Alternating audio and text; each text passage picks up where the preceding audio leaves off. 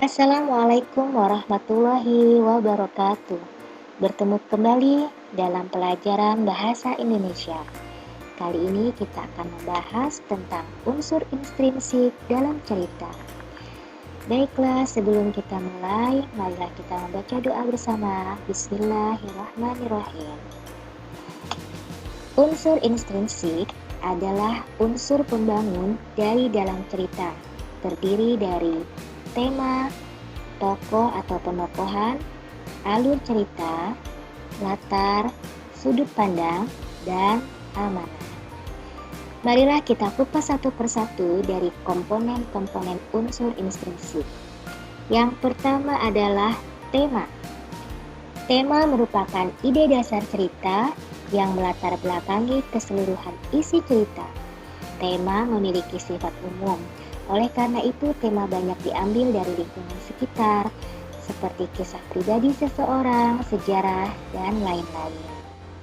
Kemudian ada tokoh. Tokoh adalah pelaku atau orang yang berperan dalam cerita.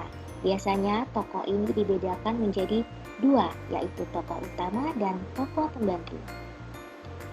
Tokoh utama adalah tokoh yang memiliki peranan penting dan paling banyak diceritakan dalam sebuah cerita.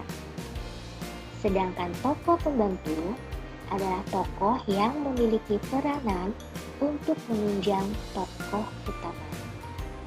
Berdasarkan karakternya, tokoh dibagi lagi menjadi tokoh protagonis, yaitu tokoh yang memiliki karakter yang baik.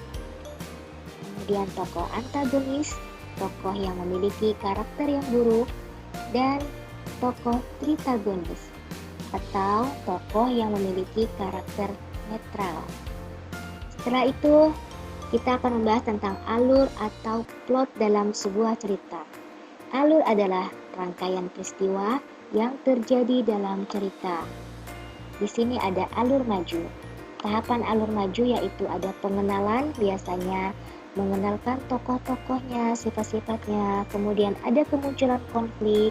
Kemudian konflik itu akan memuncak atau yang disebut dengan klimaks, dan konflik akan menurun atau yang disebut dengan anti klimaks. Kemudian terjadi itu adalah alur maju. Yang kedua ada alur mundur. Biasanya alur mundur diawali dengan penyelesaian terlebih dahulu, kemudian konflik menurun atau anti klimaks, kemudian dilanjut dengan konflik memuncak atau klimaks, kemudian kemunculan konflik, barulah tahap pengenalan. Jadi, alur mundur ini kebalikan dari alur maju. Ada juga alur campuran. Nah, alur campuran ini adalah perpaduan dari alur maju dan alur mundur. Latar atau setting meliputi tempat, waktu, dan suasana terjadinya peristiwa dalam cerita. Tempat misalnya di hutan, di dalam kelas, dan lain-lain. Suasana misalnya suasana dalam keadaan sedih, siang hari, malam hari, dan lain-lain. Yang selanjutnya adalah sudut pandang. Sudut pandang adalah cara bagaimana penulis cerita menempatkan dirinya pada cerita. Sudut pandang ada sudut pandang orang pertama. Umumnya menggunakan kata ganti aku, saya, atau kami. Kemudian ada juga sudut pandang orang ketiga, yaitu umumnya menggunakan kata ganti dia, ia, mereka, atau nama tokoh yang diceritakan. Yang terakhir adalah amanat. Amanat adalah pesan yang ingin disampaikan pengarang kepada pembacanya. Umumnya amanat bersifat tersirat, misalnya cerita tentang perjuangan pahlawan akan berisi amanat tentang menumbuhkan sifat pantang menyerah dan semangat mempertahankan kemerdekaan. Guys, kita akan lanjut untuk melihat contoh dari identifikasi unsur intrinsik. Di sini ada cerita si singa dan si tikus. Dahulu kala di sebuah hutan ada seekor tikus jahil yang menggoda singa saat tengah tidur siang. Merasa terganggu, si raja hutan kemudian marah dan berniat untuk memakan tikus kecil tersebut. Sambil menangis ketakutan, si tikus meminta ampun kepada singa untuk memaafkan kejailannya dan melepaskannya. Meski dikenal sebagai raja hutan, singa pun merasa kasihan dan melepaskan si tikus tersebut. Tikus kemudian berterima kasih dan berjanji akan membalas kebaikan singa padanya suatu hari nanti. Sampai tibalah di mana saat tikus mendengar suara meringis dari sang singa, rupanya singa tersebut tertangkap jaring yang dipasang pemburu. Tikus pun langsung membantu singa dengan menggerogoti jaring hingga putus.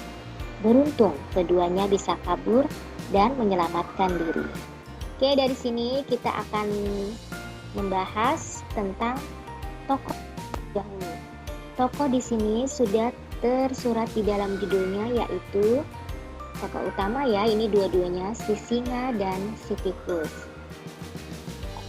Kemudian tentang setting atau latarnya, di sini ada latar waktu dahulu kala dan latar tempat di sebuah hutan.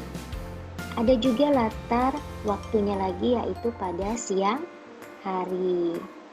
Kemudian untuk alurnya atau plotnya di sini jelas adalah alur maju, karena di sini kita lihat ada pengenalan tokoh-tokohnya, sifat tokoh-tokohnya, kemudian terjadi konfliknya memuncak, kemudian ada tahap penyelesaian.